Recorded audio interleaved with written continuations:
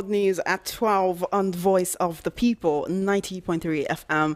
My name is Chioma Innocent, and here are the top stories. G7 leaders call for de-escalation of Israel-Iran conflict. Abia state government alerts security agencies amid bandit attacks in Umunochi. Sokoto state government opens to dialogue with repentant bandits, and PENGASSAN accuses marketers of exploitation, insists petrol should be 700 naira per litre. Details now. Thank you for staying tuned. The World News at 12 begins outside the shores of Nigeria, where leaders of G7 nations have urged a de-escalation of hostilities in the Middle East, including a ceasefire in Gaza, but stopped short of calling for a ceasefire between Israel and Iran during their summit in Canada. The joint statement was signed by US President Donald Trump, who then left the meeting early, his intentions unclear. His press secretary said this was because of events in the Middle East. The president himself merely said he was returning to Washington for big stuff, but denied this was related to a ceasefire. He earlier urged Iranians to immediately evacuate Tehran. This triggered speculation that US forces might join Israel's attacks, but American officials have denied this. The gathering of world leaders at Kananaskis in the Canadian Rockies has been overshadowed by the Middle East conflict. The leader statement published as Trump left Canada said Israel had the right to defend itself and that Iran was a source of terror that should not have a nuclear weapon. Back home in Nigeria, the Abia state government has confirmed that there were security breaches in Umunochi local government area of the state, which led to some fatalities. This followed reports that bandits attacked some communities of Isochi in Umunochi local government area. Addressing journalists at the government house in Umuahia on Monday after this week's executive council meeting presided over by Governor Alex Oti, the Abia State Commissioner for Information, Oke Kano, confirmed the development but noted that state security agencies have been put on full alert as the state government would not leave any stone unturned in activating the entire security architecture to address the issue of security breaches. He further reiterated Governor Alex Oti's vow that no part of the state would be yielded to criminals. Former Senate President Senator David Mark has issued a warning that the residents of Benue State may be compelled to take up arms in self-defense due to the rise in the incident of killings in the region. According to a statement released by his media aide, Paul Mume, he indicated that the inability of authorities to tackle the ongoing security crisis effectively could lead the residents to seek self-help measures. He characterized the killings along with the devastation of homes and livelihoods throughout the state as senseless, tragic and unacceptable. He also urged the federal government to fulfill its constitutional duty to safeguard the lives and properties of all Nigerians. Meanwhile, President Bola Tinubu has said he would clear his schedule to visit Benue State on Wednesday. Let's take a listen.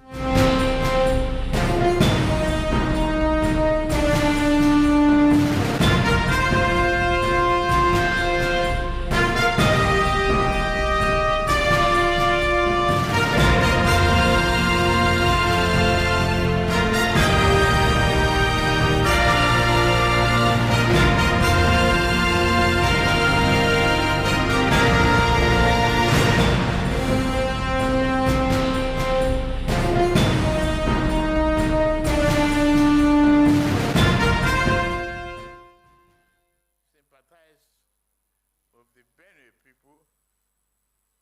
I've spoken to the governor.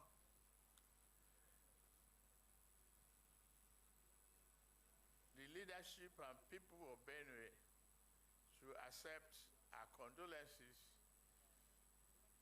and tried hard, very, very consciously, to maintain peace, harmony among themselves.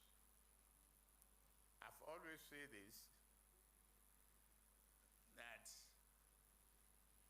we are one single huge family living in the same house, stay in different rooms, but living together in harmony will be the result of our diversity for prosperity. We should be able to manage our anger and frustrations. I sympathize those who have lost their life.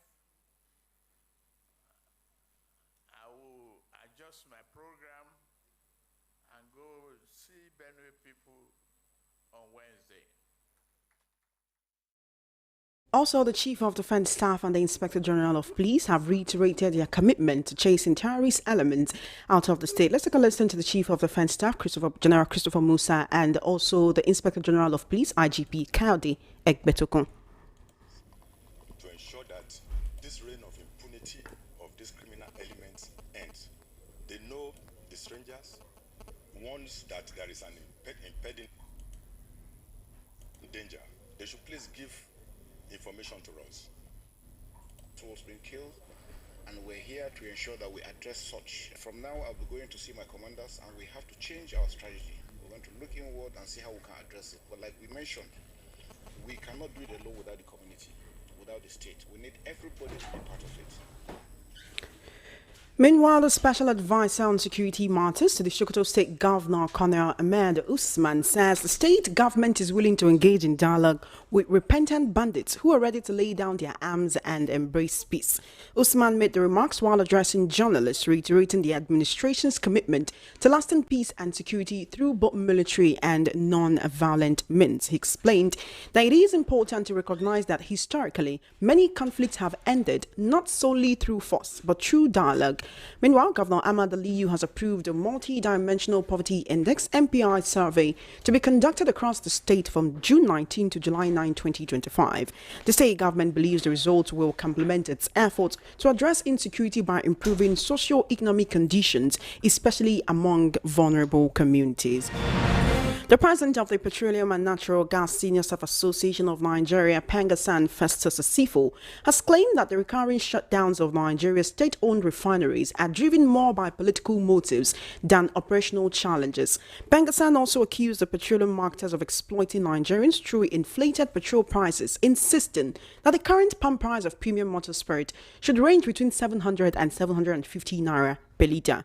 Speaking at the World Press Conference on Nigeria's oil and gas industry and State of the Nation on Monday in Abuja, Osifo said the inefficiencies plaguing Nigeria's refineries, especially the Port Harcourt refinery, may not be due to technical shortcomings, but stem largely from political interference. He also noted that despite billions of naira totaling $2.5 billion sunk into rehabilitation efforts over the years, the nation's refineries have remained largely unproductive, with shutdowns frequently occurring under questionable circumstances. Let's take a listen to the PENGASSAN president, Festus Asifo, speaking on the situation. To have a platform with which they publish what the price ranges could be, looking at what the plat price is and dovetailing it to our local price here in Nigeria. So we call on them to be alive to their responsibility. We call on them to do everything possible to ensure that Nigerians are not exploited. Because if this trend continues, it means that even if crude price comes down to $50 per barrel, we will not see appreciable gains.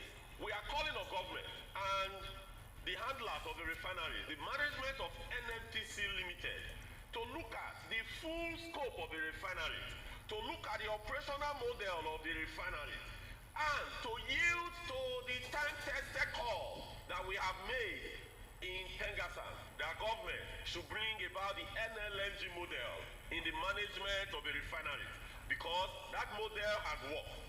A model where you have the international oil companies partnering with the NMTCL to be able to drive value in the NLNG. So why can't we bring about that same model, that similar model in the management of our refineries?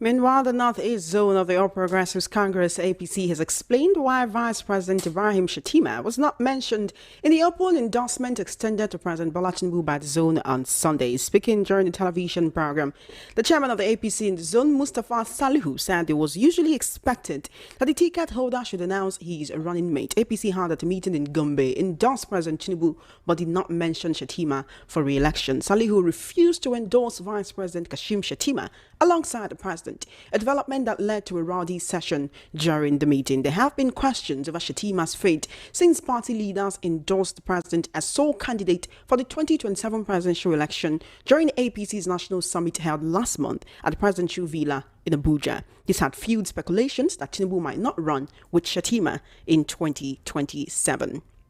We'll now head into the news analysis segment right here on the World News at 12 and Voice of the People 90.3 FM. I will be speaking with veteran journalist Mr. Dele Fanimo to shed light on the issues on the news this afternoon. How are you doing today, sir? Good afternoon. Good afternoon. It's been a while. Yes, it's good to see you again. Yeah.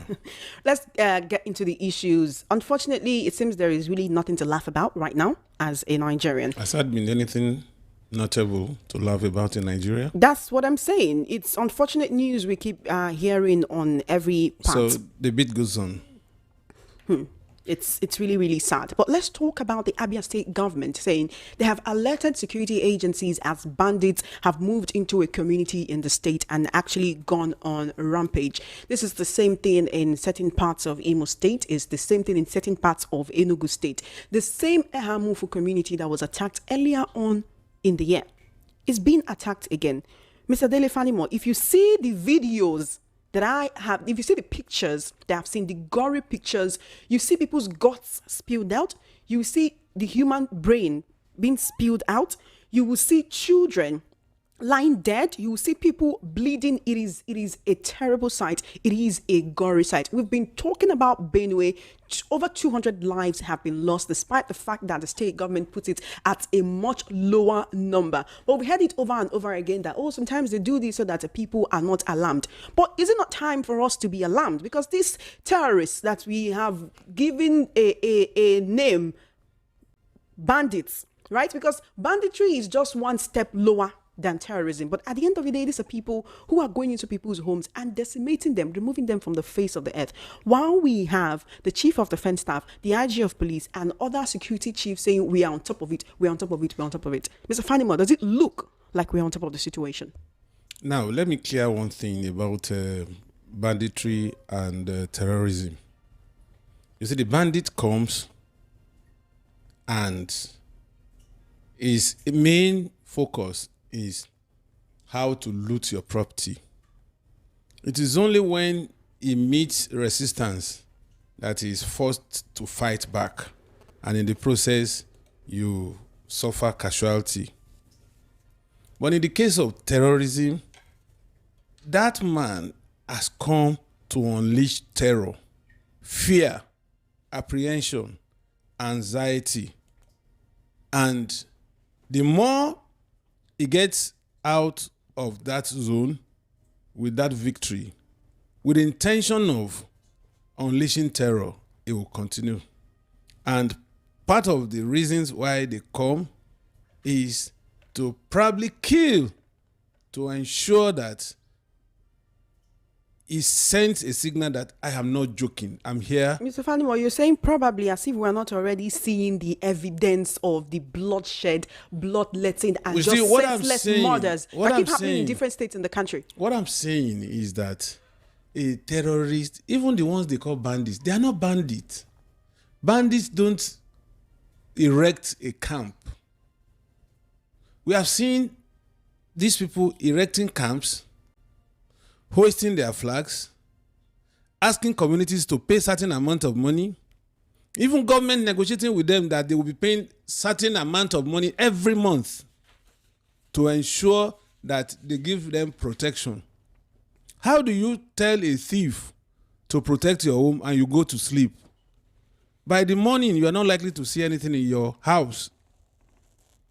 Now, coming to the issue of the devastating effect of allowing these people to fester unhindered, it is because government is complicit. Government is complicit because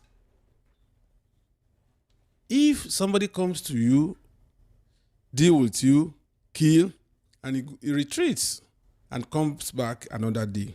You're saying that the government is complicit in the death of her citizens that are expected to vote in the 2027 elections, even as campaigns are already on You that see, way. let me tell you, That is, the government is killing the people that are supposed to vote for them, that are supposed to protect. There is something that is called vicarious liability. You may not be at the scene of a crime, but by virtue of your position, you are supposed to prevent, and you just give tacit support.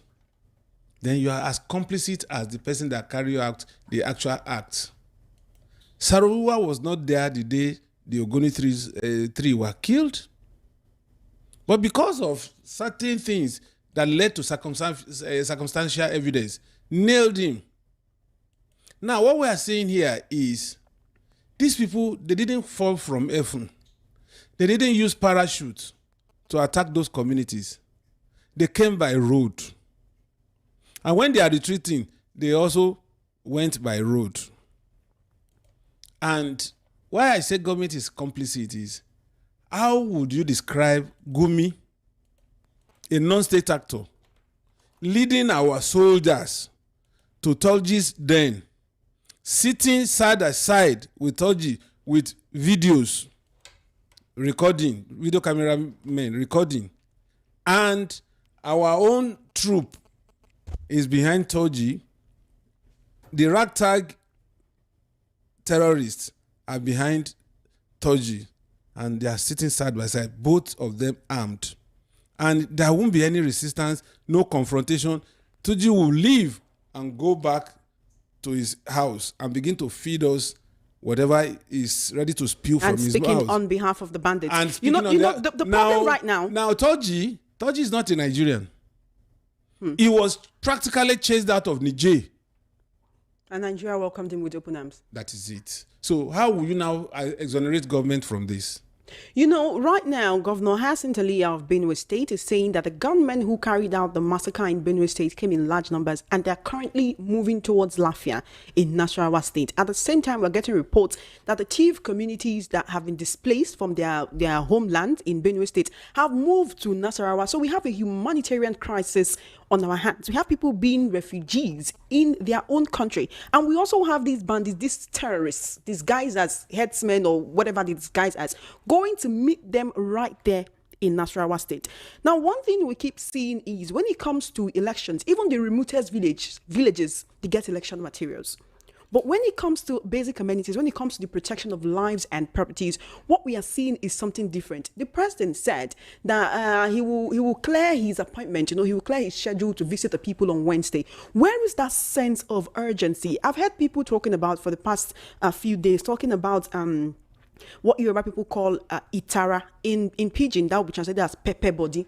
Like the show that this thing is actually hurting you, that they are not seeing that urgency in the way the governor is speaking to his people, in the way the president is handling the matter, in the way that the security chiefs are also looking into the matter. They are not seeing that sense of urgency at all. In what world will 200 people be massacred? That is not by... what do you call it, like earthquakes, which are natural disasters that are happening. These are man-made disasters that we have allowed to fester. Now, I want to cast your mind back to one time when someone said, that they brought these people in to remove Jonathan. Jonathan is out. After Jonathan Buhari has come, President Tinubu is the one who is on seat now. And yet this problem is like a sore, like an ulcer on the feet of a diabetic patient that keeps festering and festering. What will be the solution? Do we cut off the leg? You see, having listened to your analysis all this while... No, you are the political analyst here. You have done a bit of it. But let me tell you, the first law of nature is self-preservation. You find joy in preserving your own life before you save another man's life. Those people that were imported to Nigeria just to remove Jonathan, it was creating a monster at that time. And when you create a monster, it is not all the time that you can decimate that monster. Most times, the monster will likely consume you. It's like when you have a cub, a lion cub, you keep in the house and you see that respect. But at a point, the animalistic instinct in that lion that has grown from being a cub to a grown-up lion will overwhelm the lion to the extent that that instinct will make that lion kill that person. So it's the same way now. When it was convenient for these politicians, they hired these guys to come and now Jonathan is resting in his house. The aftermath of that hiring and payment is what we are facing today in Nigeria. But that is not the problem. The problem is if you know that these people are becoming a menace, go after them. Use all the might you have. Okay. Decimate their ranks and then let peace reign. You know, but there are unfortunately, the same way a politician will keep a thug that is rampaging in the community just because he needs them to snatch ballot box during election, because he's not going to bring out his son or daughter to help him snatch ballot box. He has to use those thugs. It's the same way they are keeping these marauders, because they want to use them for election purpose. And that's why, and unfortunately again, they find solace in those who are steeped in religiosity and ethnicity. Why would somebody who had been a head of state and civilian president in this country intervene on behalf of these marauders and say an attack on them is an attack on his people? That is to show you the extent at which these people are shielded from the law.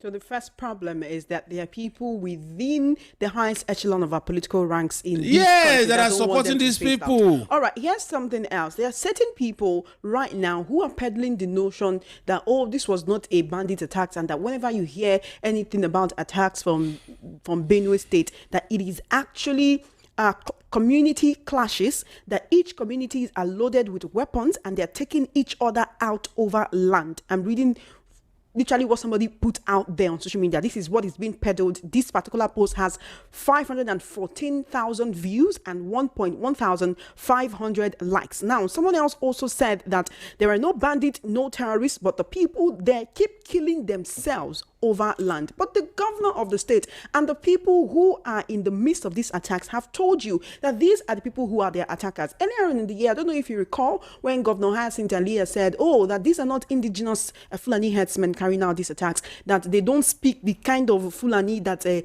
Nigerian Fulani speak, that the kind of Fulani they speak is like they come from outside Nigeria, maybe Niger, Cameroon, that they can tell them apart. These are not a part of us. When we keep deflecting and shifting the blame, how can we find the solution? It's very simple. How did they profile them? It means they have contact with them.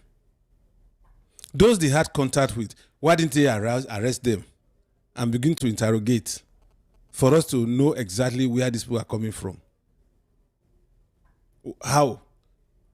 If I'm seeing you for the first time, you are not talking to me, I'm not talking to you, how would I know that you are even a Nigerian? For me to know if you're a Nigerian, I'll talk to you, listen to your accent, your attitude, your idiosyncrasy, and all that. That will make me ask further questions. Which part of Nigeria are you from? Then you say, I'm from Hausa, Yoruba, Igbo, Ibibio, or whatever. Now, these people, they keep implicating themselves by their utterances. How would you locate communal clash in a situation whereby you mopped up arms within those communities so that you don't have proliferation of arms? Everybody and that had the people defenseless in the face of the attackers. exactly. So how do you mop up arms all over the state? How did, let's assume without conceding that it's a communal clash, how are those other groups or other communities, how are they able to access arms that the other community that they came to rout couldn't get? It's pure lies. These people, they have their agenda, and which is subjugation of the indigenous people and taking over their land. For expansion purposes or for population purposes, or so that we can continue to say that, oh, the north is more populated than every other region in Nigeria. No, because they are coming from a place where they cannot graze their cows. And they want a permanent place that is green. Then why not ranching? A lot of people have been talking about, look, this is the 21st century. This is Ranching. 2025. Nobody should be moving about with cows in the city capital. We saw a situation where Benue State youths were chasing out cows that, and the headers that belonged to a lawmaker right there in the state, saying, we don't want this. This is how you come under the guise of, Mr. Fanimo. It is very, very annoying. Honestly, I don't know if this happens, but you just come out on your street in the morning and you see cow dung all over the road. And you are driving and it's embedded in your tires. You know, when you go to the car wash, they will charge you more to wash that off. You're walking, you're stepping into it. If you're moving in the night and you do not have a torchlight, you will step into cow dung. They are going into people's farms, eating up their crops, even decorative flowers, they're eating everything. We know that every Nigerian has freedom of association. Every Nigerian has the right to live wherever they want to live. But no Nigerian has the right to destroy the property of another under the guise of trying to feed their livestock. As a matter of fact, the moment you step on my right, your right ceases. And so when you talk or you retaliate, what happens? When you go into my farm to feed your livestock, you have abridged my right while you are trying to safeguard your own. That means I am aggrieved. Now, you see, the point is, those who kill are not the conventional herdsmen. They have their militia group that if you touch their cow, they will regroup and link up with their militia group who will come and destroy everything around that community and retreat. They are always on standby. In the barracks, they call some people, some soldiers available. Those are the ones that you see in the sentry, at the gate, around the quarter guard. Those ones, anytime their attention is needed, they mount the truck and off they go. And that's what they have now. Most of these people, the headsmen, are just unfortunate that some of them are true compatriots that have lived in such communities so they over are the being years. tainted by the nefarious activities of quite a number of people. So if we have people saying that, oh, what's happening in Benue is a communal clash, these people are fighting over land, what about Ehamufu in Enugu? What about Abia State? What about Imo? What about Mamuda in Kwara and other areas? Let me tell you. Because the more you I've peddle witnessed- this, there are people who will bite it, who will chew it, who will swallow it and keep regurgitating this particular sentiment, which even the governor of the state has come and said, look, this is not true. We know the people who are attacking us. All we need is to go ahead to decimate these people. When people of Benue State were voting for a reverend father, quote and unquote, they really believed that, oh, we have someone who will be doing things differently. But that doesn't seem to be the case. Let me tell you, like it or not, communal clashes, you always suffer casualty on both sides. But since these people have been coming to these communities to attack them, have you ever seen a casualty on the side of those who are coming? No. You call, for instance, if a Modaike crisis as communal clash, if a people will suffer casualty, Modaike people will suffer casualty, and over time, people of both sides were counting their losses. And it was clear. But where you tie somebody's hand behind him and somebody is holding a AK-47, how do you balance the force? No way. These people are not, if they are really fighting over communal land, they should be returning to their land as soon as they do all this after the killings. But nobody has identified anybody that come from community A to attack community B and retreat back to community A. Nobody. So how do you tell me that it's a communal clash? You see, the point is, until government is ready, and I can tell you, soldiers are waiting in the barracks for genuine orders to go after these people. And the day government makes up its mind and say, look, enough is enough, I tell you, it won't take more than 2 weeks to rout these people. You know, while we're talking about all of this, the Sokoto state government has come out to say it's open to dialogue with repentant bandits. And, you know, when we are talking bandits, we're not just talking about people who go into a community just steal things. We're talking about people who are taking human lives. This is not the first time that they're talking about it. They'll say things like, sometimes you have to employ other non-kinetic approach, non-military approach to de-escalate the conflict. But is it a conflict when just one side is dying? Why do we still have that option on the table of repentance and reintegration? Why do we still have that when we have had several people from the Nigerian military come out, or soldiers coming and tell us that, look, these repentant bandits are coming and getting information and giving it to the people who are coming back to attack others. We have soldiers dying on the front line day in and day out, while the people that they're fighting so hard against are being reintegrated into the system. Isn't that enough to actually kill anyone's morale? How do you determine the repentance of somebody who had killed over the years? This is not Bible. This is not Quran. This is about human lives. And even the Bible said, those who kill by the sword shall also die by the sword. What was he thinking when he was killing other people? And how much of rehabilitation would you give somebody who is bloodthirsty? If I were in government, honestly, these people, they deserve to be taken out. Look at what they did in the DRC. Those guys became a menace, about 1,000 of them. And government decided that, look, enough is enough. They were robbing, they were raping, they were doing all manners of things. And government said enough is enough. The ones that were arrested, they were summarily executed. And to today, that place is calm. Other people have been calling for people in the affected areas to take up arms, recalling what happened in Uromi and saying, you can see how the Uromi people in Delta State dealt with the situation since then. There's been no attacks on that place. Is that really the answer, to answer violence with violence at this point? Plus, how sophisticated what kind of weapons can these people have that will actually repel the bandits who are coming with much more sophisticated weapons? Now, let me answer that straight. If you go back in history, the major nucleus of rank and file in the Nigerian army, my father was in the army, and I know what I'm talking about, are the people from Benue and Plateau. And up to today, you have some of them that are retired.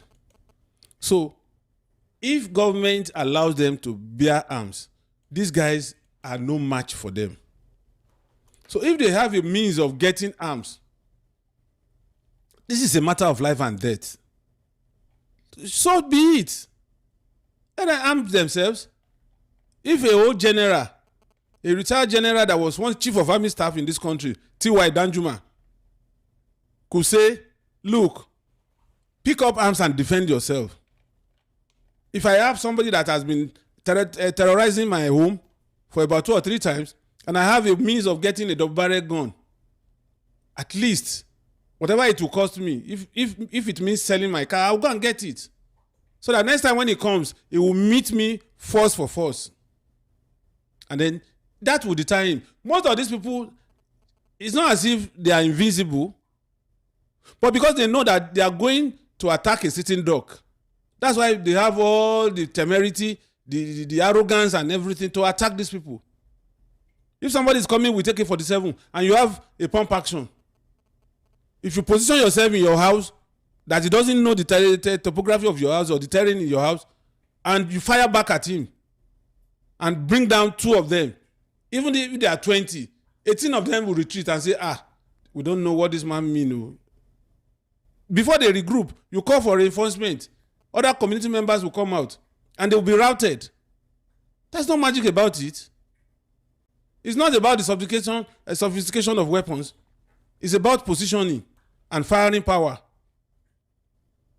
You know that a lot of these attackers, they undergo training in the forest where they come out from. Can the people who have no military training whatsoever be a match for them, even if they have RPGs, the most sophisticated weapons you can think about? I am telling you, there is no village in Plateau or Benue that we will not find minimum of 3 ex-military men. That is no. Go and find out. I've been to Benue. I've been to Plateau. How do you know that these people you're talking about are not part of the casualties? They are being counted as just numbers right now. Because they are not armed. You can't kill all of them at the same time. Because of our time, Mr. Fani, I want to quickly talk about another issue that is affecting Nigerians. Since the president came on board and since that subsidy is gone speech, Nigerians have not bought fuel for anything less than 500 naira. 500? For anything less. Nigerians have not bought fuel for anything less than 500 okay. since May 29, 2023. Okay. Right? So right now, PENGASSAN President Festus Sifo has come out and said Nigerians should be buying fuel for 700 to 750. He says oil marketers are fleecing Nigerians. In the midst of all this, Dangote is saying, you know what? We'll no longer be using this middleman. We'll be supplying petrol directly to you. The marketers are saying, no, you want to take us out of business. In the midst of all of this, and at the end of the day, Festus Sifo is also saying the reason why Nigerian-owned refineries are not working is not because of any operational challenges. So with the amount of money that has been sunk into turnaround and maintenance, there's no reason for those refineries not to be working, but that there are people who have political motives to keep shutting these refineries down so that their own businesses can thrive. You see, if somebody of Osifo's stature, PENGASSAN is petroleum and natural gas senior staff association. Yes. And he is a senior person in the oil and gas sector of the economy. If he's saying that, then you better believe it. So even when Dangote gives a little reprieve and say, we'll now be selling our fuel instead of 900, we'll sell for 890. Dangote, or we'll sell for 850. And Nigerians will be happy. Say, he gave us 15 naira discount. Dangote is in business to make and maximize profit. And because he enjoys a kind of pseudo monopoly now that may not last for too long. So whatever he wants to make, he will make it now. Our refinery, our state-owned refineries are not going to work because it's only owned by government. Petrobras is not only owned by the Brazilians government. Aramco, some people bought shares into it. Why is LNG working?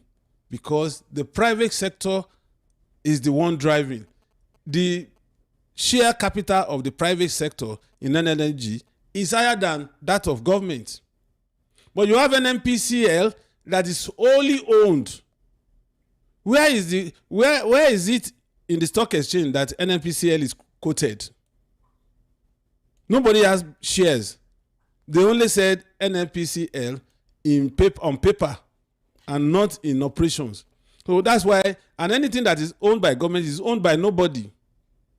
It's like a goat on free rein. Whoever has the smartness to kill becomes the owner of the goat. And that is what is going on.